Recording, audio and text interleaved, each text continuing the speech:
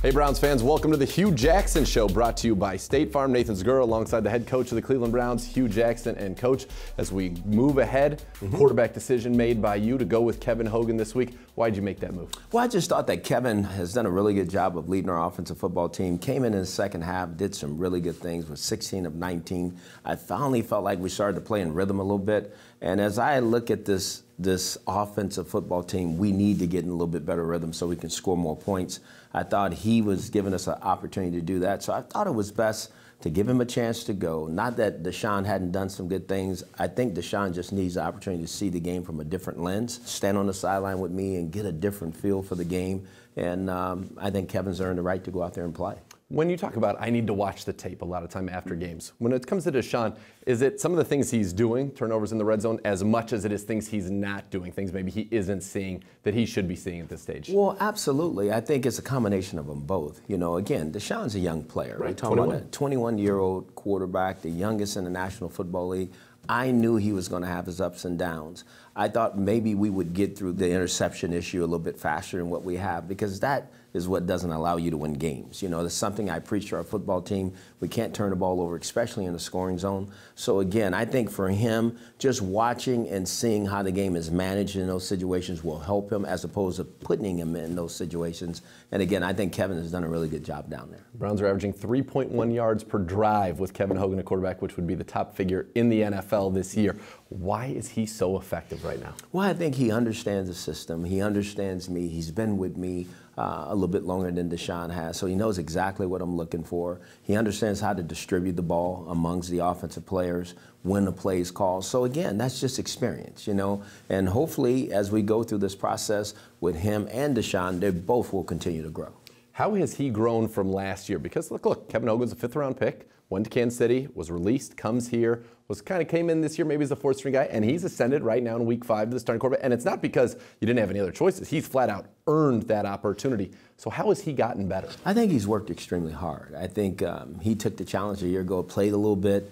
I think he likes playing in the system. It's a quarterback-friendly system. I think he did a really good job in the offseason of doing some things to improve himself. Came back and just put his head down and kept working. He didn't worry about what anybody said or what anybody thought. He just kept working, and you look up, and he's our backup quarterback. And now you look up, he has an opportunity to start this week. So talking about this Jets game, and you talked about how some of the things that happened took away your ability to win. But can you take positives out of a game in which you outgain a team by over 200 yards and really put forth the most dominant performance the Browns team's done so far this year? No, there's no question. What was most important for me is to watch our team get better. Obviously, it's to win. At the end of the day, we want to win. That's why we play the game.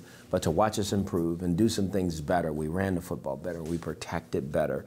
We did some things I thought that we didn't do early in the first 4 games of the year. And I've watched us improve as a football team over the last week. Now we just got to build off of that and keep moving forward. All right, Coach, we're going to talk about some of the young guys, Njoku, Garrett, and what they did a little bit later on the show. But now let's go to the video board, because Duke Johnson every single week does something that could get us up there. But let's go check out that big 41-yard screen touchdown. You got it. Kevin Hogan in the shotgun with Duke Johnson on his left. Takes the snap, back to pass, dumps it left. It goes to Duke Johnson, 40, 35, wiggles outside, 25. He's to the 20, cuts out, 15, 10. He's at the 5. He's going in, touchdown! What a nice piece of running by the Duke. Yes, baby! All right, we're at the board for the Papa John's play breakdown. Coach, this is a big screen pass to Duke Johnson. Let's just look at the formation to begin with. What were you trying to get them to show prior to this screen? Well, we try to dictate man or zone coverage. We knew in this situation there's times in this personnel group in this formation that they will play man. We were fortunate enough to get into what we call our NASCAR package, which means we go a little bit faster, and so we have a screen that's tied to it. And obviously Kevin made a great throw to Duke, and obviously he didn't do all the work by himself. The offensive line, the receivers, everybody plays a part in this. All right, so let's watch. And there's a fine balance for the line, right? To let the guys in, but not let them in too quickly. Absolutely. So they did a good job. Obviously, you can see there's a blitz coming off the front side here by number 26 off the edge over the tight end. The quarterback was able to feel that, drift away a little bit, give a dart throw to Duke, and then the rest is history. The there rest he goes. There's some great running here, some great down the field blocking. Rashard Higgins right there. Sammy Coates, wide receivers, getting it done. When the blitz comes opposite the screen, is that helpful? Is that when you know you've got them? Absolutely. That's when you know you have a chance, because normally those other guys are in coverage. So where the blitz is coming, that's where everybody's rushing away from it. People are dropping into zones. What about Duke Johnson? This run here to find and keep going, because I thought he was right in front of me on the side. I thought maybe he's going to step out here, and he just keeps going. He ends up in the end zone. As I told you, Duke's been a playmaker all year for us. We try to get the ball in his hand in a variety of different ways. He's able to make plays, and he needs to continue to do that for us all year. And we will continue with the Hue Jackson Show right after this. Up next, we catch up with the NFL's touchdown leader amongst tight ends, rookie David Njoku. To be honest, it's not me. It's the quarterback. It's Kevin Hogan. You know, he throws the ball where only I can get it. Touchdown!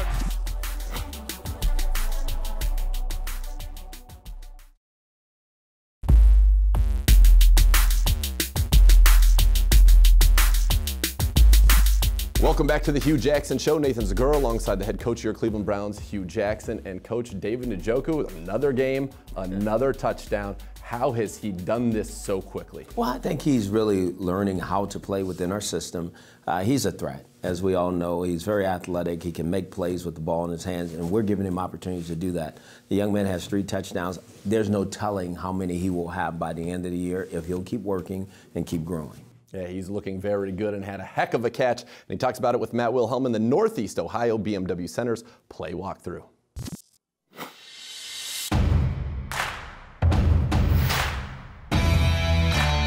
Hey, it's Matt Wilhelm here with Browns tight end David Njoku. So let's dive in. Some great success early in this football season. Just talk about Hue Jackson's use of the tight end position, you in particular. Specifically, we get down in the red zone. Why are you such a great target? I think I speak for all tight ends that we have. We're all pretty good athletes, I want to say. So I think Hue just sees that, and he wants to use us for our, our ability in the red zone to jump balls or make, tough contested catches and everything. Walk me through that touchdown catch, because it's, first round pick matched up against first round pick, number 5th overall pick, Jamal Adams. He's been a great DB all year long. Just walk us through the route, walk us through when you broke away and the ball was on its way. Yeah, Jamal, first off, I gotta say Jamal, great athlete, tremendous athlete, tremendous player, great person. He has great passion for the game. And I just ran a corner route, so I tried to fake acknowledge and go outside, and I ran a corner route and I just dove, and I caught it with one hand. Hogan is underneath center, and on first out, play action fake to the Duke. Fires left sideline. Oh, what a catch by Njoku! Touchdown! I think both of your catches seem to be grabbed with one hand, taken to body, and then you just secure with the other hand when you get to the ground to make sure that ball is not bobbled. To be honest, it's not me. It's the quarterback. It's Kevin Hogan. He throws the ball where only I can get it. He's like a tremendous quarterback, along with Jason Kaiser. They throw the ball, it's only where I can get it, and I just I have a pretty long reach, so I just reach out, catch it, secure it, and the rest is history. Talk about just what it's like for you and your first round or this draft class worth of brothers that are making huge impacts on the season. Saw Myles Garrett, 2 sacks. Right. Obviously, Deshaun Kaiser's been starter for 5 football games. Yourself, Jabril Pepper starters as well. What's it like to come in with this draft class and the bond that's been created, and you guys all going out there and playing together? Yeah, we're all close. Start from the top. Myles Garrett, me and him are real close. We talk. We have real good talks during the week. On the weekend, we're both on the same page, and I just find him as a great player, great person. He's just a very, very, very smart guy. Then Jabril. I've known Jabril for maybe like 6-7 years, back in high school. We have a bond that, that we had back then, and then we just came back when we both got here. We're all young, but we don't see that as an excuse. We all try to work hard every day. Absolutely. Well, David, congrats on your early success. Good luck against the Texans. Appreciate it. You got it. Coach, we know your offense tight and friendly, but it really seems like the Hogan-Njoku combination has been a good one. I looked, 4 targets, 4 catches, 71 yards, 2 touchdowns. Why are they having so much success? Well, I think, again, when you're a young quarterback, you're looking somewhat for a security blanket. And obviously, when you have a big athletic guy like David, that's the place to throw the football. And plus, he make plays, you know. And I like getting the ball to the tight end, especially in the scoring zone. I think that's an area where those guys have a mismatch, and we can exploit teams that way. And you've done it so far with Njoku. You did it with Tyler Eifert back in Cincinnati. We want to see more of those touchdowns this Sunday against the Texans. And you'll see more of the Hue Jackson Show right after this. Myles Garrett had quite the debut. What did the scholarly stud have to say? Find out next on the Hue Jackson Show. Were you thinking, man, I'm just going to get this guy on the ground? Yes, don't miss. Don't miss. Don't miss.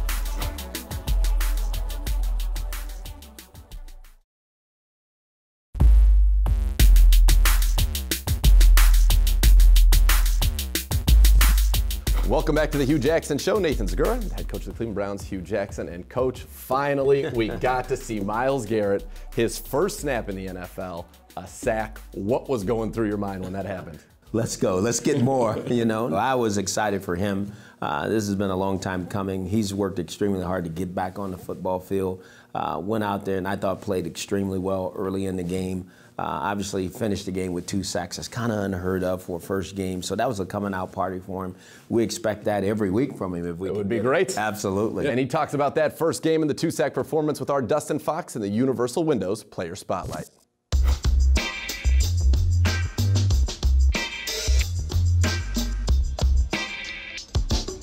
Dustin Fox here with Browns defensive end, the sack master, Myles Garrett. Myles, how you feeling, buddy? Doing great. How are you? I'm doing great. Yeah, how'd it feel for you to get out there, your first action of the season after being injured, get out there and make some plays? It was pretty exciting, you know, knowing that I could finally get out there and show what I can do, show my stuff a little bit, and just being able to be with my teammates and just enjoy the time with them and actually come together for a big one. This was the real deal, home game, First Energy Stadium. What was it like pre-game, getting ready, and the emotions? What was going through your mind? Really just maintaining focus. You know, that was really my key for the week. Just, you know you're going to be excited, you know you're going to have, you know, some nerves, and that's to be expected. So just make sure you keep your focus and just, you know, focus on one play at a time and, you know, just affecting your job. Let's talk about the sack. First play of the game. You get out there, adrenaline. Were you juiced up? Were you excited? Oh yeah. Definitely excited. But you know, just like I was saying, just maintain focus. Make sure I know what to do. Make sure I get to one post on the field, keep my gap, and you know, if the play comes to me, then make sure I make the play. So the first sack, you come inside, an inside rush. Did you know that you were going to have an opportunity that it was going to part like the Red Sea, and you were going to have the quarterback right in front of you? I had no idea, but it just worked out that way. So when you break through and you see Josh McCown back there, were you thinking, man, I'm just going to get this guy on the ground? Yes, don't miss. Don't miss. Don't miss. Josh back to pass, sets up, looks, he bootlegs it out to the left, he's going down, and it's Myles Garrett again. That's 2 for the #1 overall selection. The rock and roll, the J.R. Smith celebration, was that premeditated? You know you were going to do that? Yeah, I had already thought about it. You thought about it? I had discussed with a couple of friends. I was like, this probably, you know, one of the first things I do after I get one of my first sacks. So I was like, just make sure you tune in and keep watch after I get the sack. Did it kill you not being able to play the last few weeks? Oh yes, I mean, just watching and not being able to have an effect on the game, and seeing my guys just going out there and knowing that I could bring a little juice and, you know, just bring something else to the table. It's a great point. The team, when you're out there on the field and you make a play, you can see it, you can feel it, the fans feel it. How does that make you feel to know that you have that sort of impact?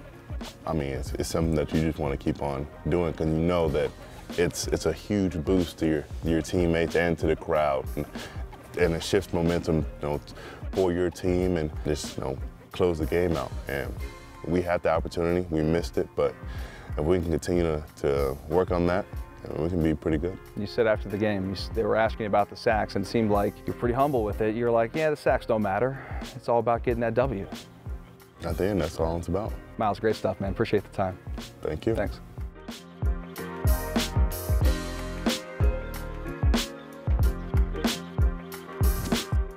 Coach, obviously a huge boost to this defense, but we talked about only 19 snaps. How has he looked this week in practice, and can we expect more this Sunday? I'm not going to tell you he's 100%, but he is definitely on the positive side of being closer to being 100%.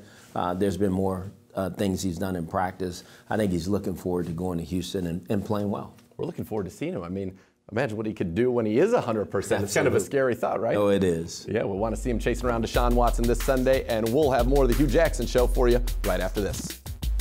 We wrap up the Hue Jackson Show with our game preview. It's the Browns and the Texans. We break that down next.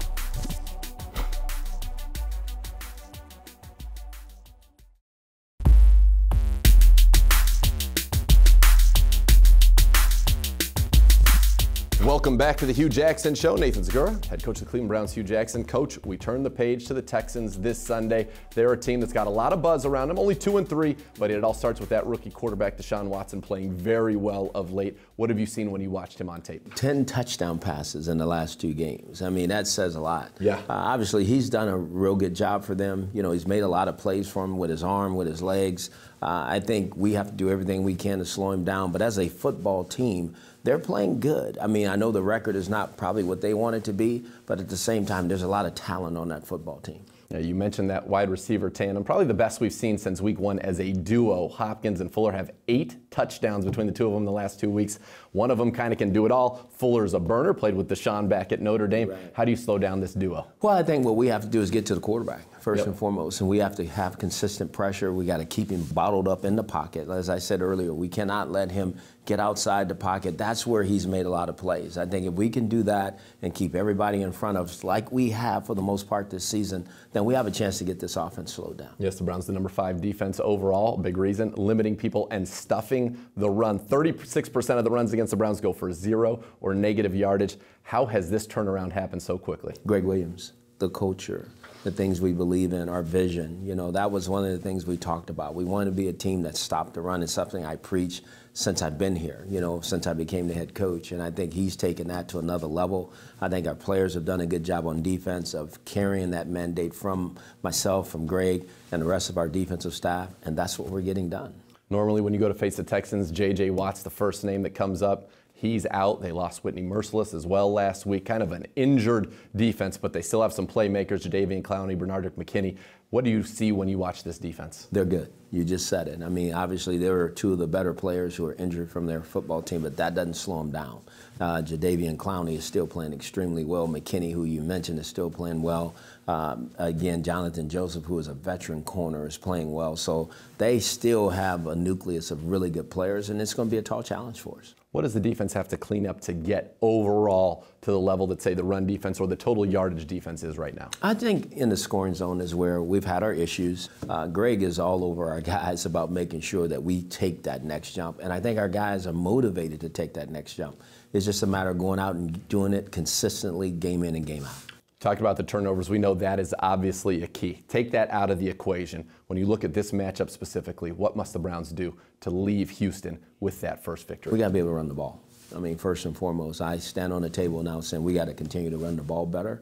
And when we get our opportunities in the scoring zone, we got to nail them. You know, because we will get those. And when we do, good things happen for our football teams. And when we don't, bad things happen. So I think we get that. And we've worked extremely hard on it this week. We got to do a better job in the scoring zone of making sure we finish drives. All right, Coach, thanks so much for the time, and best of luck Sunday in Houston. Thank you very much. And thank you all for being with us. Don't forget Browns Countdown, 11 a.m. on Sunday. We'll get you everything you need to know to get ready for the Browns and Texans live reports from Houston. So be sure to tune in that Sunday at 11 on News 5. Thanks for watching another edition of the Hue Jackson Show.